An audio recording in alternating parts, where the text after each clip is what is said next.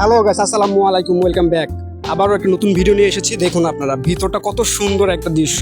এটা হচ্ছে কোনো ইউরোপ বা আমেরিকার বা হচ্ছে কোনো বড় বড় দেশের শপিং মল মনে হচ্ছে না, বা দুবাইয়ের শপিং মল মনে হচ্ছে না। আসলে এটা দুবাই না, এটা আমাদের বাংলাদেশে অবস্থিত। দেখুন এটার ভিতরে কতটা সুন্দর, মানে দেখতে খুব ভালোই লাগে। পরবর্তীতে যখন শেষ করে ওটা রুফটপে যাব, সেটা হচ্ছে শান্তা টাওয়ারে 28 তলা রুফটপে। তো এটার উপরে যে এত সুন্দর একটা রেস্টুরেন্ট আছে, যেটা আসলে আপনারা না গিয়েছেন তারা কখনো বুঝবেন না। এটার ভিতরে এবং বাহিরে দুইটা মিলেই একদম অসাধারণ পরিবেশ।